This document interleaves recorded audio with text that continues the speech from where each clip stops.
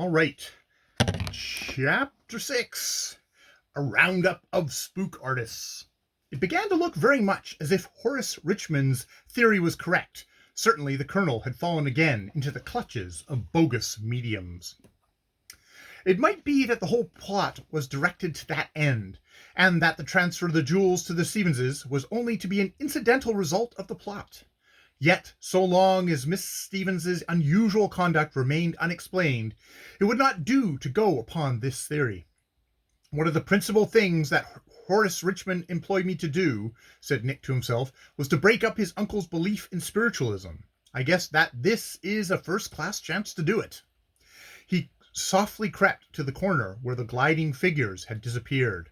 There, as he expected, he found one of those movable panels which the bogus mediums prepare so cleverly. His experience of such affairs taught Nick exactly what he should find in the other room.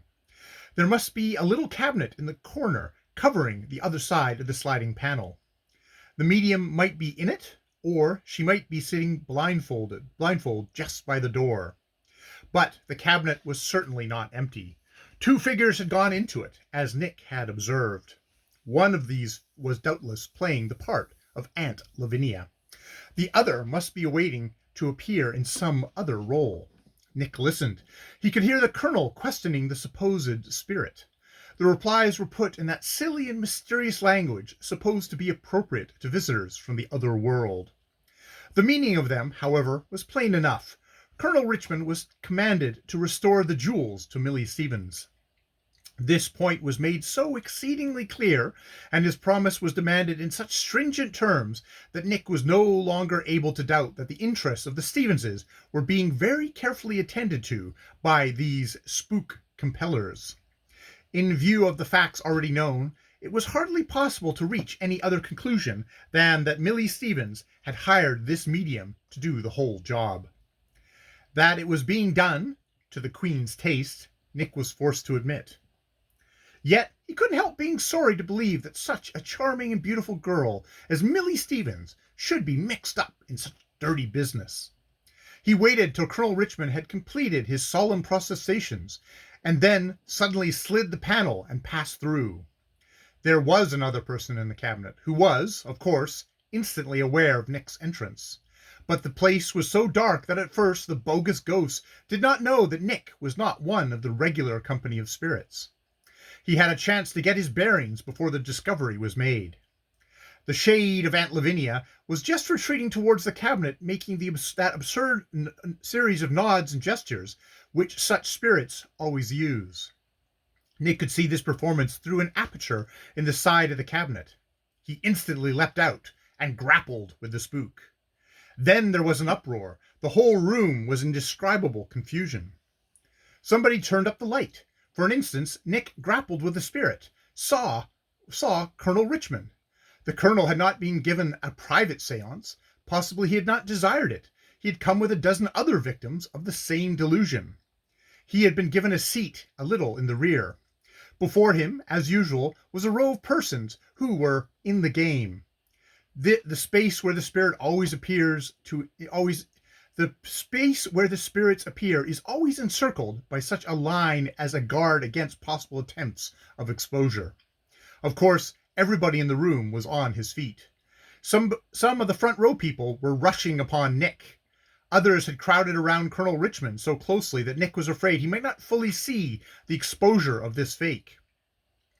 The person whom Nick had seized was not a woman, as might have been expected, but a man. He was of short stature, but surprising strength.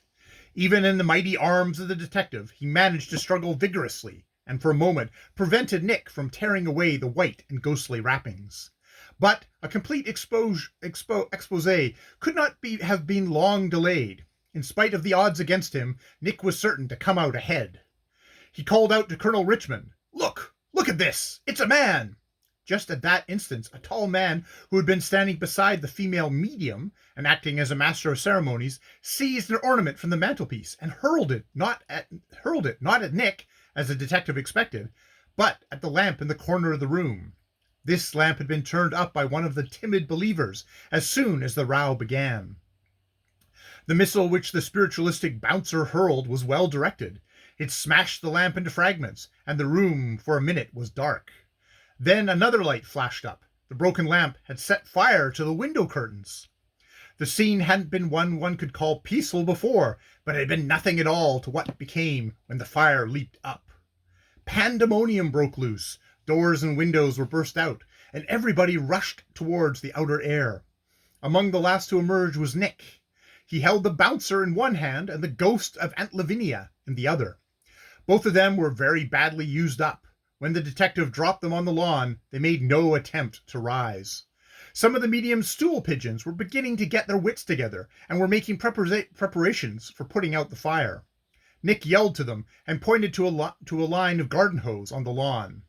There was a head of water at this pipe, and with the aid of its stream, the fire was extinguished.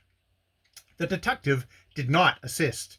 He turned his attention to discovering what had become of Colonel Richmond. The colonel had disappeared. The carriage in which he had come was gone. Doubtless the person who had driven him over had hustled him into the carriage at the earliest possible moment.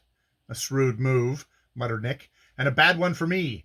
However, I've got this gang cornered, and if they've been doing the job at the colonel's house, their operations are over. There was an excited group of people by the main door of the house. In the midst of them stood the medium, a fat and coarse woman, whom Nick had seen before in the same crooked business. Those around her were the real believers in spiritualism who had come to the show. They had witnessed the exposure and were ready to mob the medium. Nick took his 2 prisoners to this group. He tied them securely and then turned to one of the dupes.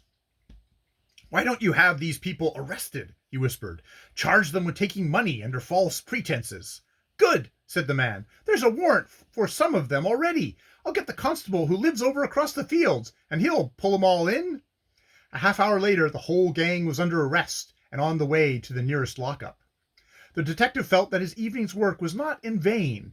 Whatever might be the facts about the connection of this gang with the affair at Colonel Richmond's, it was a good thing to get them all out of the way. The colonel's presence among them proved that they were the spiritualist crowd which was after him.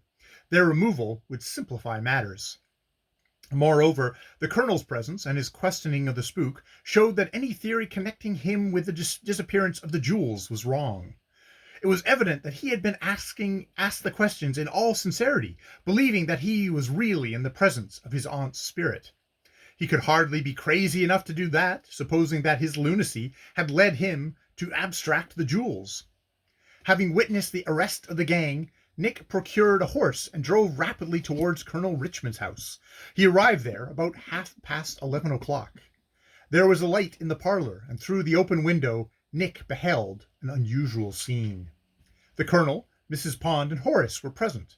Mr. Pond was not in the house. He had returned to New York. Beside the persons named, there were in the parlor nearly all the servants connected in any way with the establishment. It looked as if the colonel was holding court. One of the servants seemed to be giving testimony. The expression on the faces of the others showed deep interest and superstitious terror. Nick had no doubt about what was going on. The colonel was getting to the bottom of the ghost stories. There must have been more manifestations that night. The detective was in doubt whether to enter the house in his own character. Finally, he decided not to do so.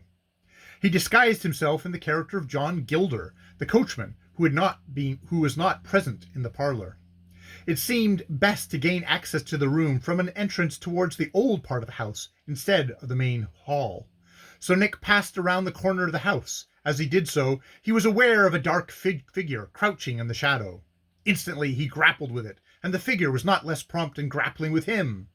The struggle was very brief. It ended with Nick on top, and no harm done. The detective instantly leaped to his feet again. "Patsy!" he exclaimed. "What brings you here?" End of chapter 6.